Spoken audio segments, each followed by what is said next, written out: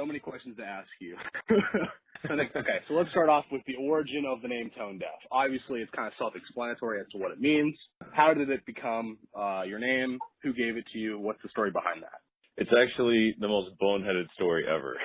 Okay. My name is Tony, and I came up with this name when I was 12 years old. So I've been tone deaf since I was 12. I thought it was just like a witty joke to make at the time. I remember does the character from Police Academy, Michael Winslow, does that ring any bells? Yes. Yes. The guy that does all the sound effects. He's a stand-up comedian, and he did I remember he did a set at the Apollo once. I was watching it, and he was just like, he was acting like a radio station, and he was just like, "You're tuned into Tone Deaf Radio," or whatever. And I was 12, and I was like, "That's fucking genius." And then I took that. That's great. My name was Tony, and then it was Tone Deaf, and I was like, "That's genius." And then I used it, and then like 5 years in, I tried to change my name multiple times. I tried to change it to Nichols. I tried to change it to other things, and it just never really sat right with me. So at this point, it's just so embedded into my life and my personality. I just rolled with it, continuing through all the points when it sounded completely cliche and stupid. But the good thing about it is that I own the trademark for it, so nobody else can have it at this point. And well, there you go. With the political climate, it's sort of a buzzword, and it's very helpful. Well, that kind of leads into my next question of how you got into music originally. I assume it's about the same age of you coming with the name. But, your music has so many different sounds through each project, and I wanted to know, the origin of how you began music. You seem to be, I usually use the term, music whore. You love all the technical stuff. What got you into music? Who were your influence? Stuff like that. I had just like a weird, disparate, group of influences, just basically because of, my upbringing, my family. I'm the son of two immigrant parents. I got a Cuban mom, Colombian dad, and I grew up in Chicago, and all my sisters. I have older sisters, and they were bringing a lot of the pop music and a lot of the dance music into the house. So I was coming up right around the time when hip hop was really starting to become a thing, in the world. I remember the first song I ever memorized, first rap song I ever memorized was the long 12-minute version of Sugar Hill Gang's Rapper's Delight. So It's basically starting. I've had the full hip hop experience. I started at the beginning, as far as the recorded music goes, and just to now, I'm still here, So I was getting a lot of that. I was getting a lot of, pop music from the radio, videos, all that kind of stuff. But what I was hearing at home was a lot of Santana. My dad's a huge Santana fan, and a lot of, salsa and cumbia and just, Latin American music. And, all of that sort of coalesced into, my obsession with hip hop. It was mine. Nobody really understood it like I did in the family. And I just sort of drove in that direction. Especially as a kid, I was doing graffiti, I was breakdancing. I was pretty much whatever element I could get my hands on, I would do, because I thought it was the most, amazing fucking thing in the world. And, I was actually more focused on b-boying and graph when I was a kid. And then I messed up my neck doing head spins when I was I want to say 8 or 9, and I couldn't dance anymore. It just I just couldn't do it. And I just started focusing on writing raps. And I remember listening to Run DMC and LL Cool J and the Beastie Boys and Fresh Prince and Jazzy Jeff. And I just, the whole Def Jam sound and the whole jive sound, I just keyed in on it, and I just started rewriting their stuff. And from that point on, the rest is history in terms of my development. I feel like the majority of everything I've recorded has been released at some point, so you could track the development over the years, but that's where it started, you know what I'm saying? I was trying to do some research on you prior to the call, and I read something about you were on the RBM crew. Yeah, that was my very first sort of projects that I was doing musically. I had a Okay. it was basically a kid rap group called RBM Crew, and it was me and 3 other dudes that, you know, from school. It was just junior high kids, you know. Actually, out of elementary school into junior high, we were recording in the studios, like with like grown ass 45-year-old engineers and shit, like on our own. You know, on weekends we'd save up allowances and go record demos and shit like that. And this was like 1989, 1990. Wow. And, you know, we were 12 years old, 11 and 12 years old. So I started super duper early. And, you know, we had, through RBM, that's when I had my first brushes with the major label system. You know, we had a development deal with Warner Music, and they were handling Arrested Development and Crisscross and all that at the time, working with Bart Phillips. And then, I went through, you know, kept doing music, throughout the years, and we kind of fell apart here and there. You know, we did a lot of recordings RBM, but then I went solo, officially went solo around the time when I was 16. And then I did the Arsenio Hall show. And from there, you know, it's just been like an on again, off again sort of flirtation with the, you know, the major label systems. But, I went completely independent after that. It's all right. Yeah, I wanted to ask you about that. I mean, I'm sure, you know, you know about Strange Music, you know, like Trunk Volume. All, you know, being independent is kind of now the cool thing. You know, you have Logic, you have Chance, you know, gaining mass population. Wait, hold on one second. Wait, Logic? Yep. They're considering Logic independent? They're still considering him independent. I know, yeah. How? They're still. That makes no sense. Trust me, I'm aware. Okay. I know. I was a fan of his when he was Psychological and he broke that piff. But they're still considering him indie. That's bullshit. I agree with you. Some people still think of G-Eazy as being indie, and I don't know how I feel about that. That's bullshit. Yeah. So what's your question? But I mean, so I was going to say, people like Logic, you know, Chance the Rapper is the poster child right now for independent hip-hop. How do you think hip-hop has changed, you know, since you were young, being signed to a major label, and then going independent and creating your own label to support, you know, other independent artists? Tell me a bit about QN5, what started it, because this is something that I'd like to get into. I would like to, at some point, I don't know if I would. This is a 2-hour podcast unto its own. Like, it really is. Yeah. Very, very. Yeah, I mean, in-depth. You know? I want to ask you about the business, because this is something that I'd be interested in working in the music industry at some point. And, you know, I'm doing all this studying of labels, and I'm trying to get some, inside info, like, to understand, you know, your perspective to create a label. Like, what was the inspiration for you and stuff like that? Just give me a general rundown. Yeah, I mean, just to address this concept of independence up front. You know, when I talk about being independent, it's coming out of pocket and it's DIY on the punk level. You know, it's you know, pressing up your own shit, going to the post office. You know what I mean? Standing in line, doing what you gotta do. You like mix and master your own stuff still, don't you? I do everything. Every single thing. Yeah, okay. You know, every single thing that there is to do in releasing a record, from designing it to mixing it to engineering it to producing it to, you know, right, whatever. It's me, right? So to shipping it off, it's me. So when people say independent, you know, I take offense, like serious offense, to people claiming that they're independent when they have gigantic teams of people working with them or multinational corporations sponsoring their work. Like, I don't give a fuck if you say you're independent, but when you have a corporation providing a platform for your work, you're no longer independent. Now you are co-opted by a corporation. You're sponsored by multi-million-dollar companies.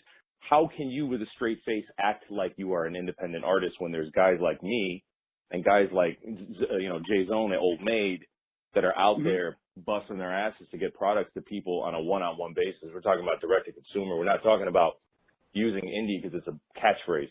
Like, this Chance the Rapper situation is fucking hilarious to me, because it's like, oh, he's independent. Yeah, but he's, you know, putting out, he's got exclusive deals with Apple. So it's like, just because it's not Warner Brothers music Apple is bigger than Warner Brothers Music.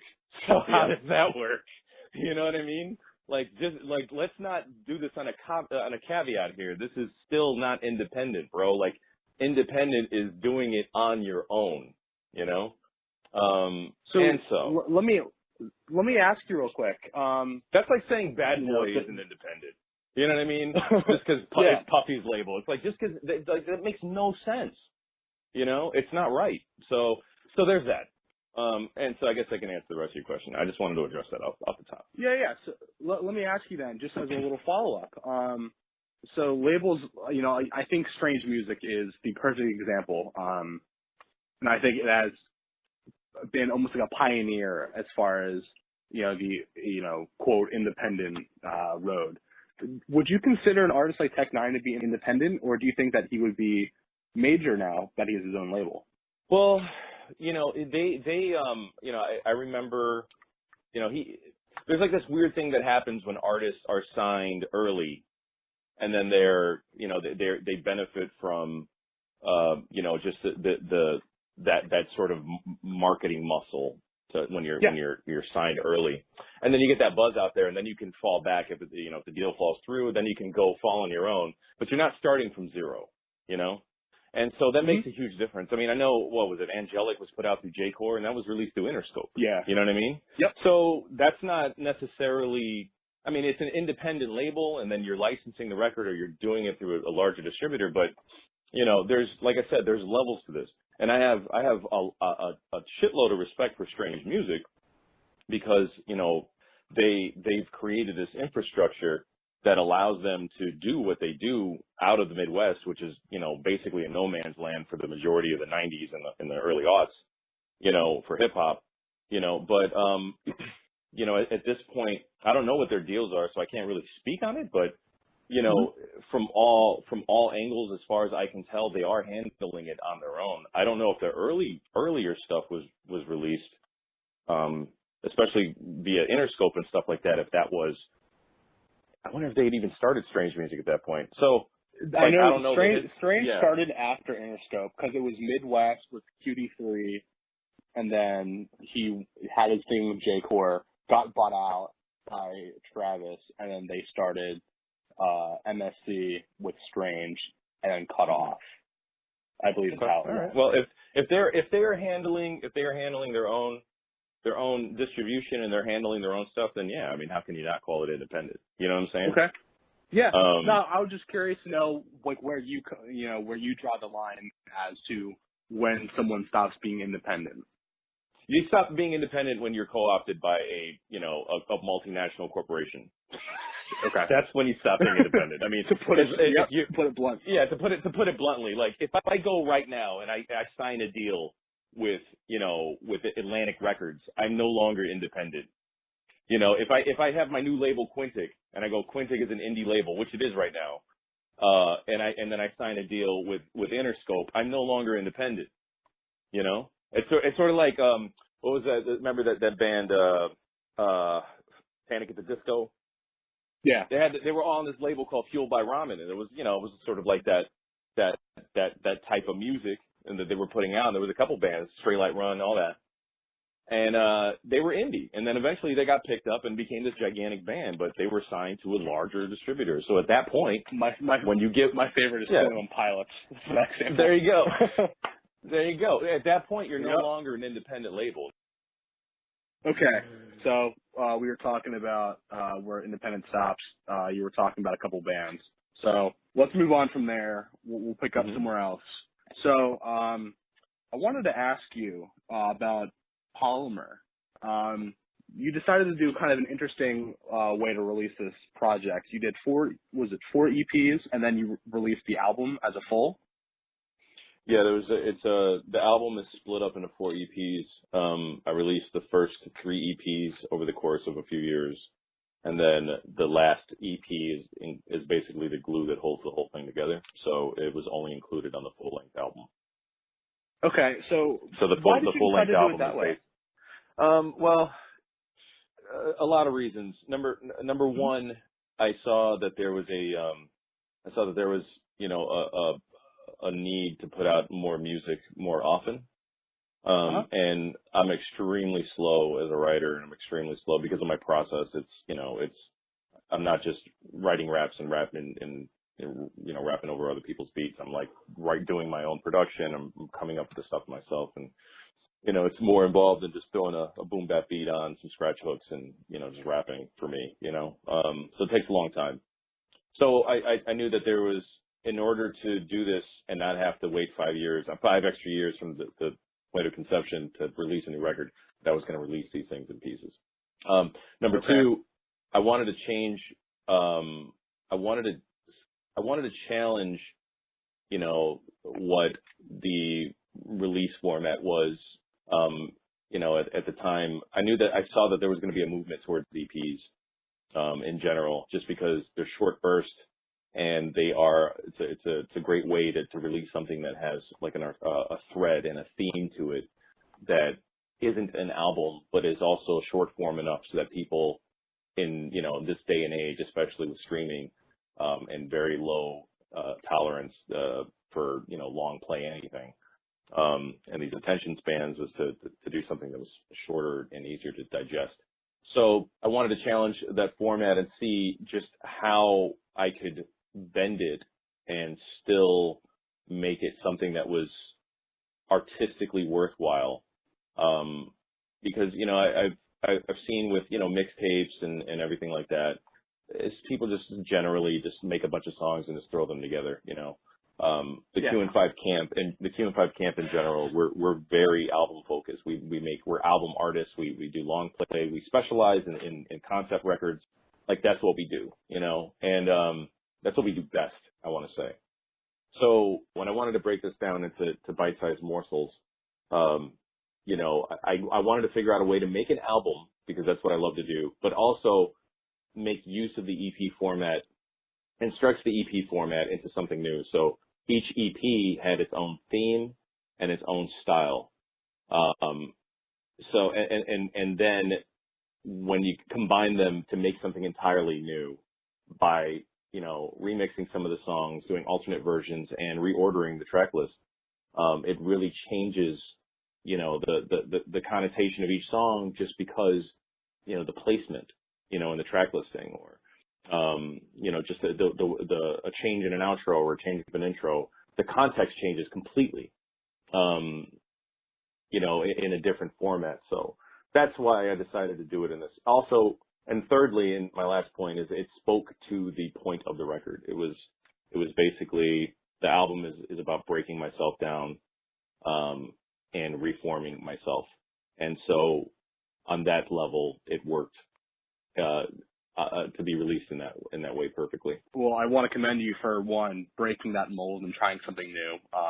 And I think what you just said is a great segue to my next question. I wanted to ask you about one of your songs on the album, actually. This album is all, like you just said, breaking yourself down and like kind of analyzing yourself.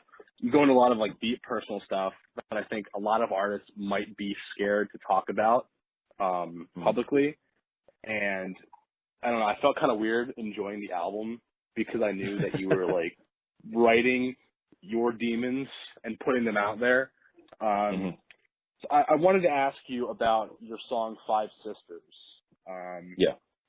It talks about your mother and explaining who she was through your sisters. Go into that a little bit. I don't want to get too personal, but just give me like a general rundown as, why you decided to write that song. Just give me the general insight of what created that track. Sure. First of all, thank you.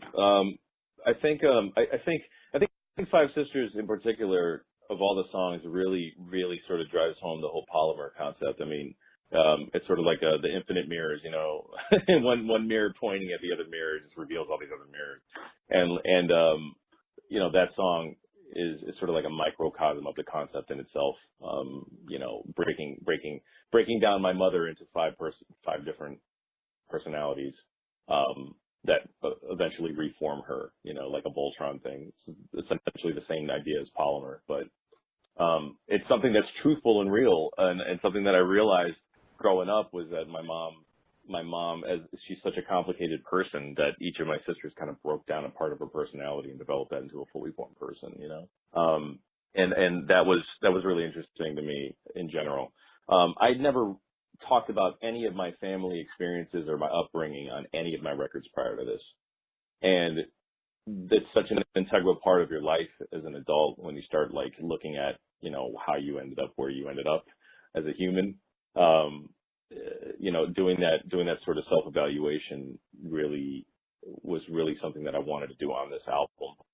And so seeing how their lives mirrored a lot of the shit that happened with my mother's life, and how, you know, history and behavioral history sort of repeat throughout family, was something that I really, really wanted to tackle on this record. I'm happy with the way that it came out.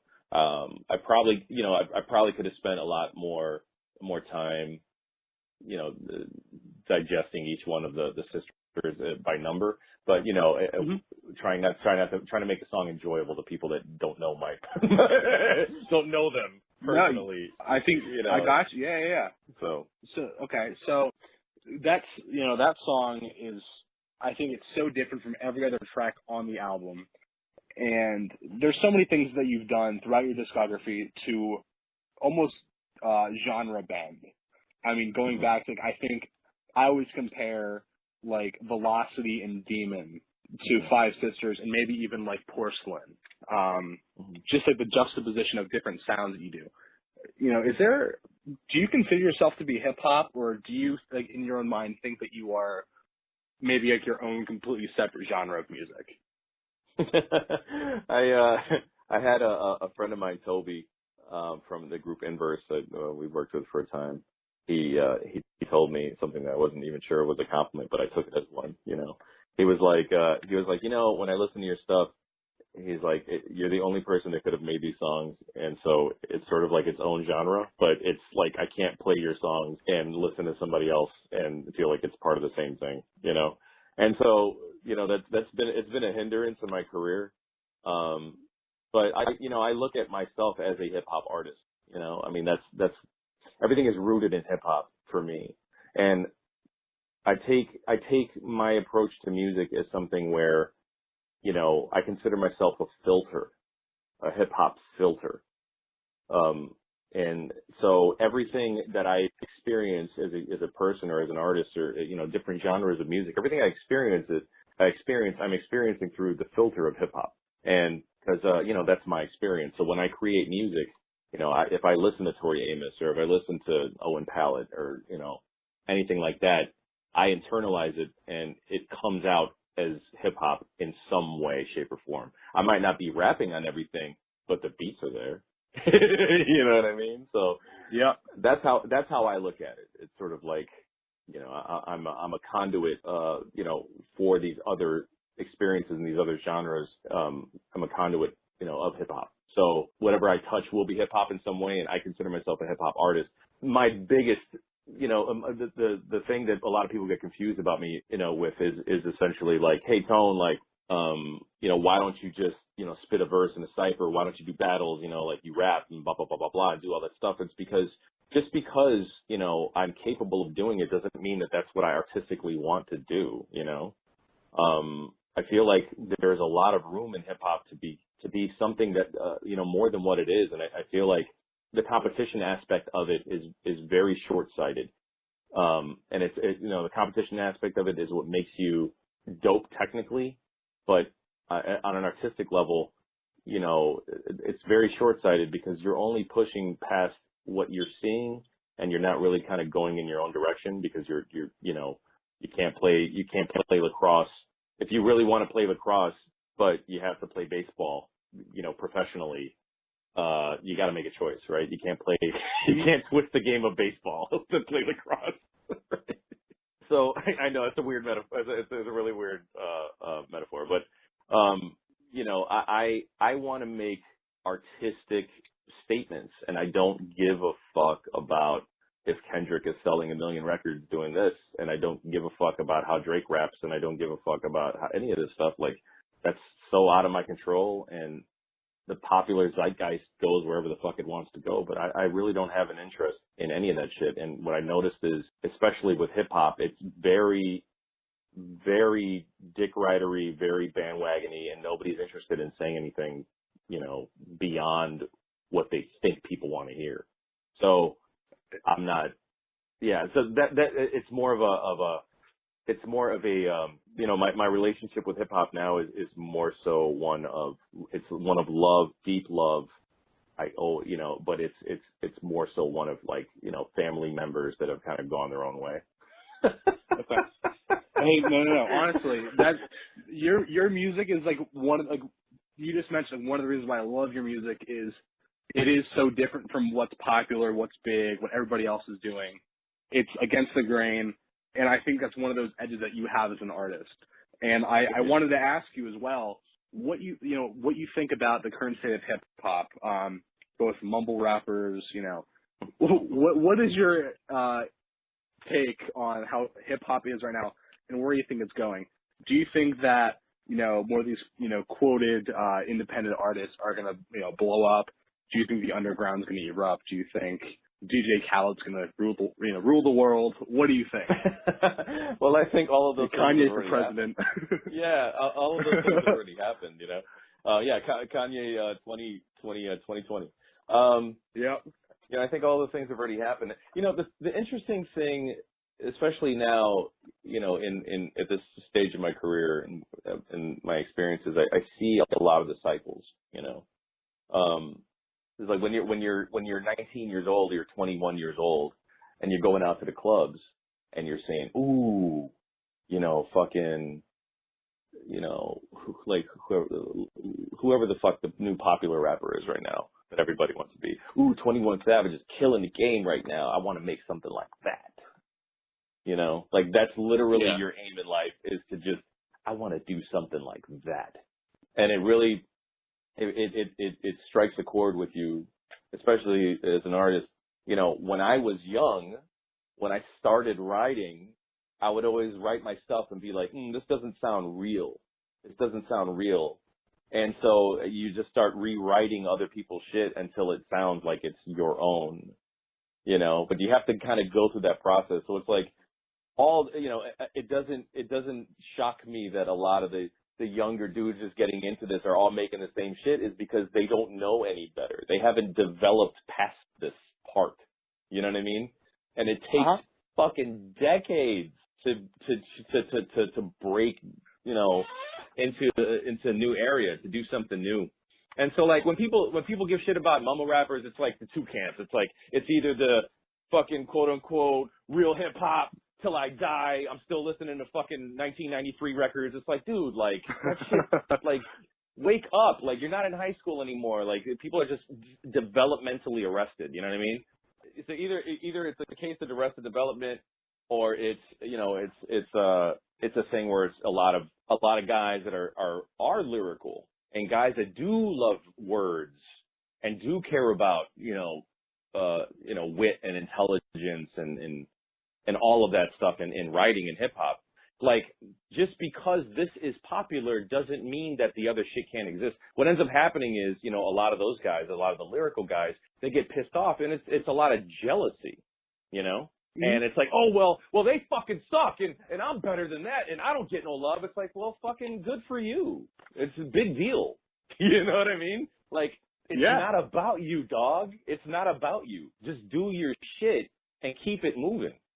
It's like, you can hate on mumble rap all you want, but who's the biggest rapper right now? Who's the guy that can fill arenas right now? Kendrick Lamar. That's not mumble rap. You know what I'm saying? So there's always an audience for it.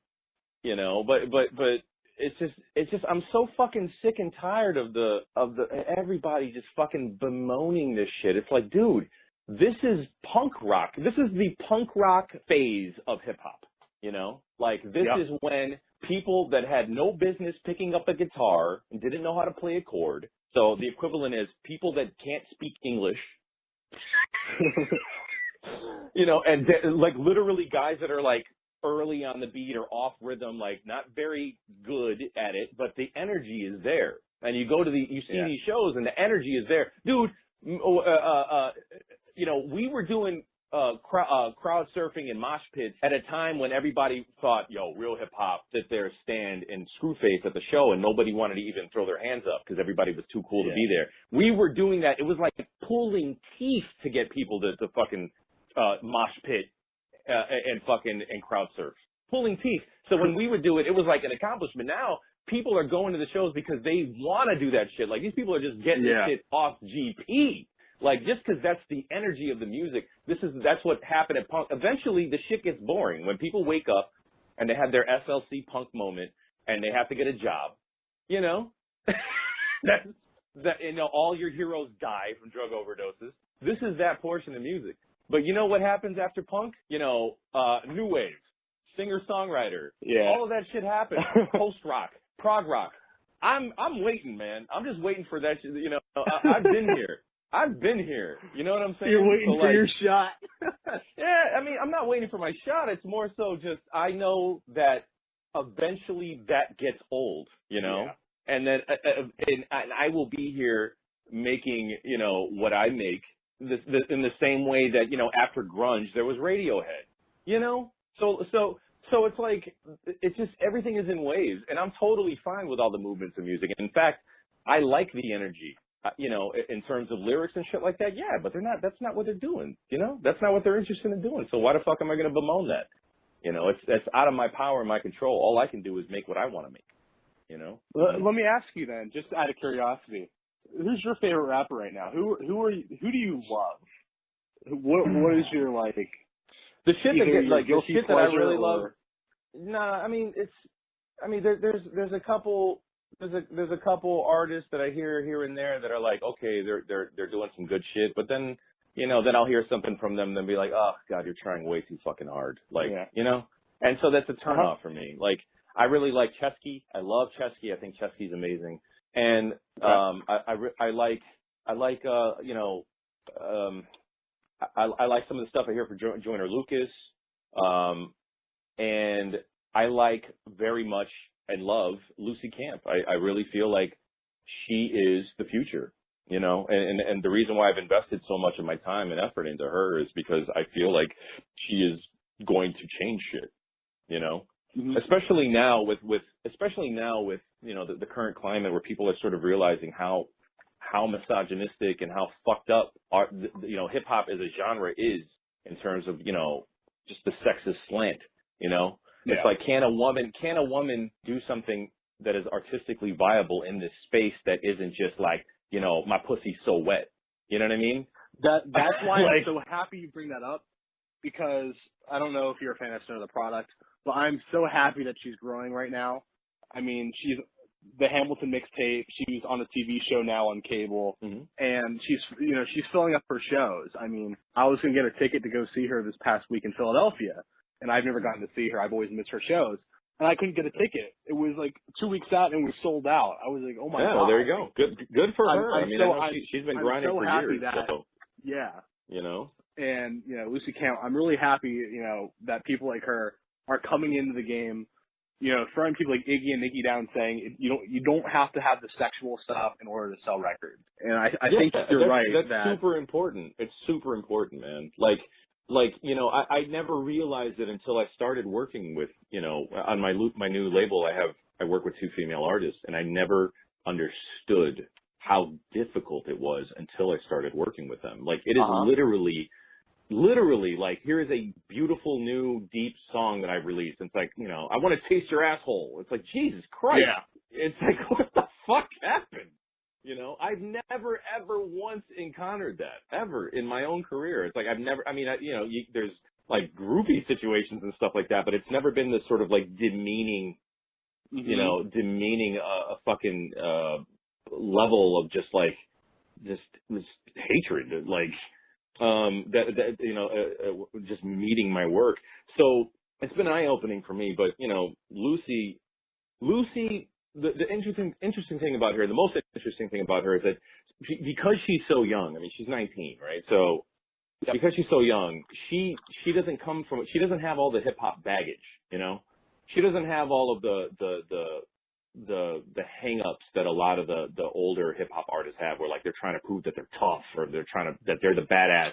and that they'll fuck you up or that they got everything under control. You know, that's like stereotype rapper shit 101, right? So like, you know, the rapper is the super rapper. It's everything. He's got everything under control. He's got the hottest girl. You know, he's got all the money. He's got everything figured out. You know, but she doesn't have all that.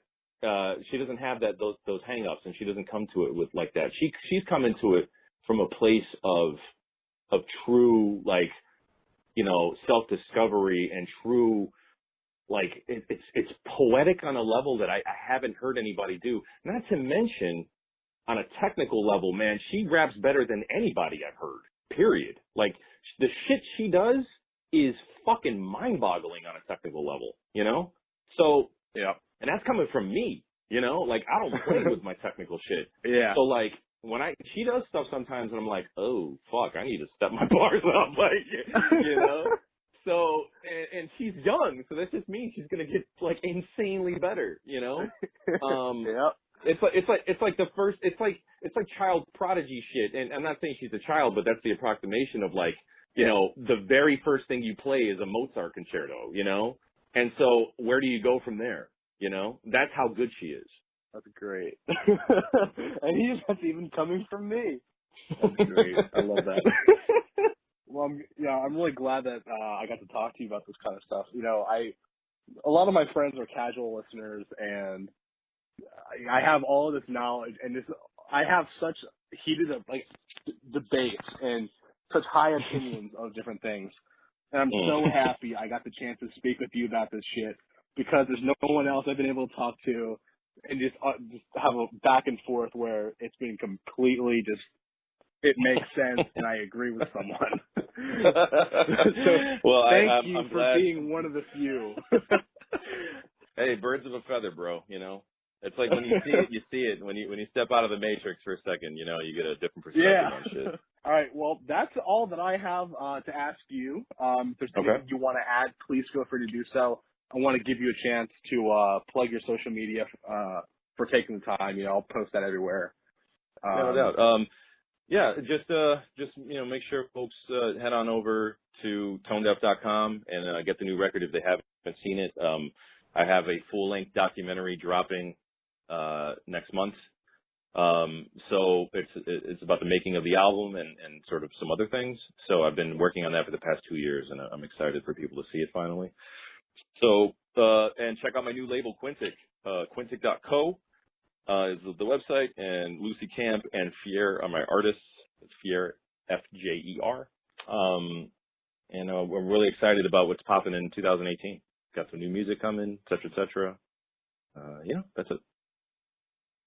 What's good, people? It's your boy Tonedeff repping QN5 Music, and you are in tune to my man, Big Man Chris, on 88.3 Underground Powerhouse Radio. You already know what it is. Let's go!